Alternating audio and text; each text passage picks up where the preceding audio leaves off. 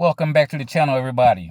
But firstly, if you're new to my channel, hit that red subscribe button, ring the notification bell so be notified of all the videos. Like and also share with everybody you know. This is the Church of God's Covenant. What we're doing is we're reading the Bible from cover to cover, from Genesis all the way to Revelation. So if you have your Bibles, turn to Leviticus Chapter 6, because that's where we left off. All right, I'm reading, like I said, I'm reading out of my Holman Christian Standard Bible. You can read out of your Amplified, your NIV, King James, whichever version that you prefer. But I'm reading out of a Holman Christian Standard Bible, which is basically just plain old English. There's no these, no thous, and just plain old English. All right, don't forget to subscribe. Leviticus Chapter 6.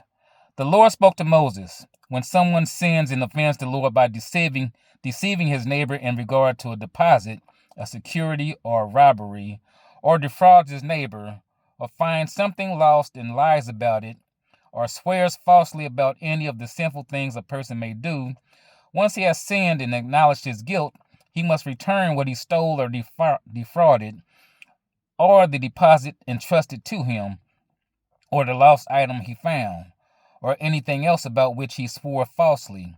He must make full restitution for it and add a fifth of its value to it.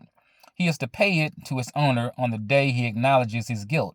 Then he must bring his restitution offering to the Lord, an unblemished ram from the flock, according to your assessment of its value as a restitution offering to the priest.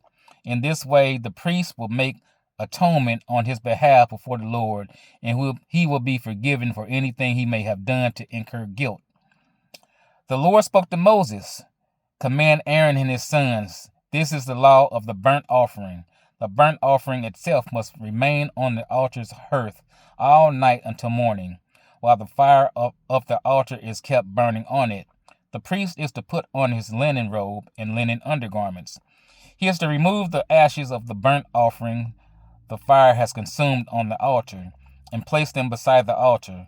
Then he must take off his garment, put on other clothes, and bring the ashes outside the camp to a ceremonially clean place. The fire on the altar is to be kept burning. It must not go out. Every morning the priest will burn wood on the fire. He is to arrange the burnt offering on the fire and burn the fat portions from the fellowship offerings on it. Fire must be kept burning on the altar continually. It must not go out. Now this is the law of the grain offering. Aaron's sons will present it before the Lord in front of the altar. The priest is to remove a handful of fine flour and olive oil from the grain offering, with all the frankincense that is on the offering, and burn this memorial portion on that altar as a pleasing aroma to the Lord. Aaron and his sons may eat the rest of it. It is to be eaten in the form of unleavened bread in a holy place. They are to eat it in the courtyard of the tent of meeting. Ugh. It must not be baked with yeast. I have assigned it as their portion for my fire offerings. It is especially holy, like the sin offering and the restitution offering. Any male among Aaron's descendants may eat it. It is a permanent portion throughout your generations from the fire offerings to the Lord. Anything that touches the offering will become holy. The Lord spoke to Moses. This is the offering that Aaron and his sons must present to the Lord on the day that he is anointed: 2 quarts of fine flour as a regular grain offering, half of it in the morning and half in the evening. It is to be prepared with oil on a griddle. You are to bring it well kneaded. You must present it as a grain offering of baked pieces, a pleasing aroma to the Lord.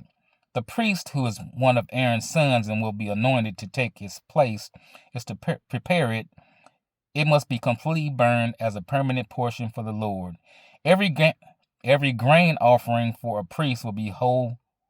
Let me read that again. This is verse 23.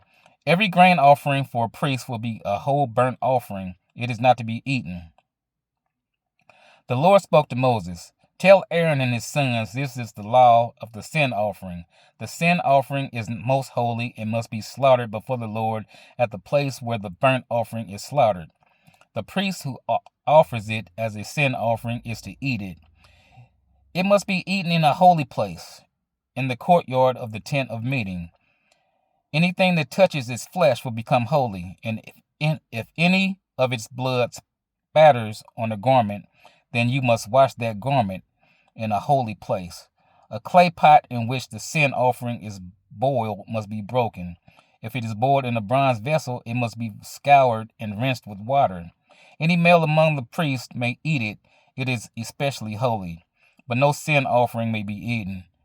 If its blood has been brought into the tent of meeting to make atonement in the holy place, it must be burnt up.